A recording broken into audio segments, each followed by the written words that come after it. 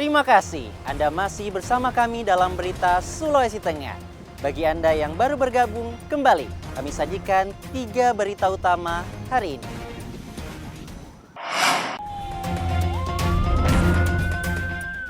Tim gabungan berhasil menemukan korban banjir di lokasi wisata Kecamatan Palasa.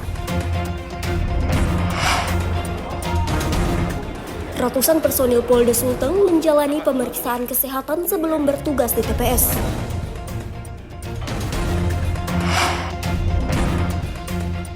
Harga telur ayam turun di pasar tradisional Palu sejak sebulan terakhir.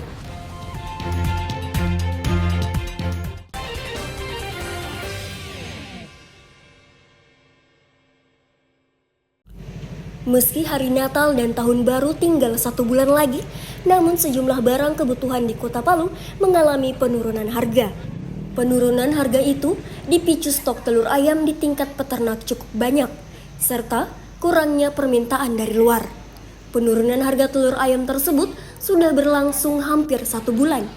Dari hasil pantauan di sejumlah pasar tradisional, rata-rata penurunan harga mencapai Rp5.000 per rak. Untuk ukuran besar misalnya, yang sebelumnya Rp55.000 per rak, kini turun menjadi Rp50.000. Penurunan serupa terjadi pada telur ayam ukuran sedang yang dijual Rp50.000 per rak. Peternak ayam petelur dan pedagang di pasar menilai turunnya harga telur tersebut dipicu banyaknya stok serta kurangnya permintaan dari luar. Selama ini, permintaan telur tidak hanya warga Kota Palu, tapi juga dari Kabupaten Sigi dan Donggala. Harga sekarang ada penurunan harga. Itu penurunannya dari harga berapa ke berapa, Pak? Di harga 50, sekarang di harga 47. Di harga jumbo sekarang masih di harga 55. Untuk sedangnya dia 45, supernya dia di 50. Faktor penurunannya sendiri dipicu oleh apa ini, Pak? Mungkin ini ada dipicu karena kebanyakan stok lagi. Di bulan ini kurang permintaan dari luar. Sejak kapan, Pak, penurunan ini terjadi? Mulai masuk bulan 10 ini tidak ada penurunan. Meski saat ini turun, namun diperkirakan harga telur kembali akan naik lagi, apalagi menjelang hari Natal dan Tahun Baru yang tinggal 1 bulan. Julianus Kay melaporkan dari Palu. Uji coba makan siang bergizi gratis kepada anak-anak sekolah mulai dilakukan oleh sejumlah kalangan di Kota Palu. Seperti yang dilakukan di Sekolah Islam Terpadu Bina Insan Palu, Jalan Agatis, Kota Palu. Sebanyak 25 siswa di sekolah dasar tersebut menerima paket makan gratis dari salah satu organisasi non-pemerintah. Setiap siswa mendapatkan makanan yang berisi nasi, telur, dan sayuran, serta ditambah dengan minuman susu kemasan dan buah semangka. Anak-anak tersebut senang dan bersemangat menikmati makanan yang jarang didapatkan di rumahnya.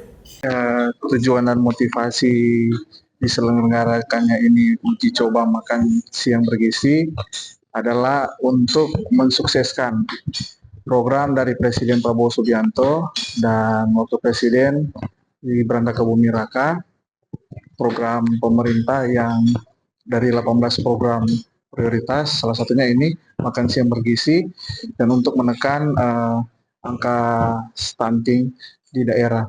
Untuk data yang ada, Sulawesi Tengah kurang lebih hampir 700.000 penerima manfaat dari PAUD sampai SMA SMK. Itu data yang saya lihat, penerima manfaat untuk siswa itu di luar ibu hamil, dan untuk Kota Palu sendiri kurang lebih hampir 90.000 penerima manfaat siswa dari PAUD maupun sampai SMA SMK, swasta maupun negeri. Bukan hanya 25 siswa, program makan siang ini juga memang biasa dilakukan seluruh siswanya yang berjumlah sekitar 170 siswa dan siswi. Simulasi makan gratis yang diinisiasi salah satu organisasi non-pemerintah ini bertujuan membantu perbaiki gizi anak-anak usia sekolah.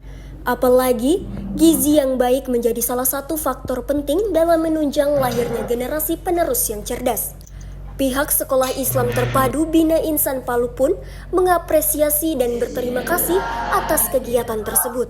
Menjamin gizi, makanan seimbang untuk anak-anak itu sangat penting sekali untuk mendukung kemampuannya dalam belajar. Karena tanpa adanya gizi yang seimbang, tentunya sangat sulit anak-anak untuk bisa menyerap ilmu. Jadi keseimbangan tubuh mereka pun sangat diperlukan sehingga menyuplai gizi bagi tubuhnya dan juga menyuplai gizi bagi otaknya seperti itu. Jadi sangat penting sekali program ini. Upaya dari sekolah sendiri, kami dari program pemerintah, kami harapannya bisa memberikan manfaat lebih lama lagi, bisa mendata, bisa menganalisa berapa kebutuhan di sekolah ini termasuk sekolah-sekolah lain sehingga menjalankan program ini bisa secara terukur. Enak untuk menjadi makanan siang sehari-hari kami, anak kelas 7 Yuso, dan terima kasih kepada pemerintah atas pelaksanaan uji coba pemberian makanan sehat. Rasanya enak, lezat, dan tentunya bergizi. Harapannya mungkin setiap hari bisa dinikmati bersama teman-teman saya di sini. Islam Terpadu Bina Insan Palu pun mengapresiasi dan berterima kasih atas kegiatan tersebut. Simulasi serupa dilakukan di sejumlah sekolah dasar di Kota Palu. Sasaran utama dari program ini adalah anak-anak yang duduk di bangku sekolah dasar. Di Sulawesi Tengah sendiri, target 700.000 penerima manfaat dari tingkat PAUD, SD, SMA sederajat. Di Kota Palu ada 90 sasaran penerima manfaat. Syahrul Cahya melaporkan dari Palu. Sulitnya mendapatkan pekerjaan tetap dengan penghasilan yang cukup di kota membuat warga harus kerja keras dan kreatif. Apalagi jika tidak memiliki keahlian dan keterampilan khusus, maka sulit untuk bersaing. Hal itulah yang membuat Yanto, warga Kelurahan Boyaoge, Kecamatan Tatanga, memilih melakoni profesi sebagai petani sayur mayur. Sudah 20 tahun lamanya, Yanto menggantungkan hidup dari hasil kebun sayur jenis sawi. Di atas lahan seluas 450 meter persegi, ia menanam sayuran jenis sawi. Untuk dijadikan bisnis yang menjanjikan, lahan seluas itu tidak ideal.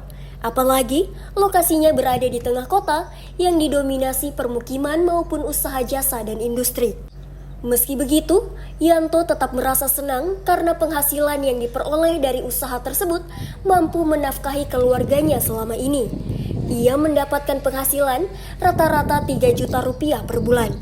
Hasil usahanya dijual tidak hanya kepada tetangganya, tapi juga didistribusi ke pasar-pasar tradisional di Kota Palu. Saya tani dari tahun 2004 waktu masih sekolah dari SMP, sudah lama.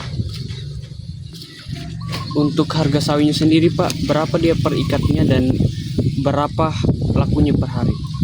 Kalau untuk saat ini 12.000 di petani untuk satu ikatnya. Kalau untuk per harinya tergantung pesanan lagi. Kadang 50 ikat, 100 ikat, tidak menentu. Kalau untuk sayur mayur untuk dalam kota saja tidak mampu keluar. Untuk melayani dalam kota saja sudah.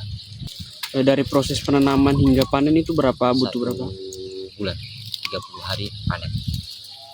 Kalau untuk penghasilan di harga yang standar ini 12.000 mampu 3 juta.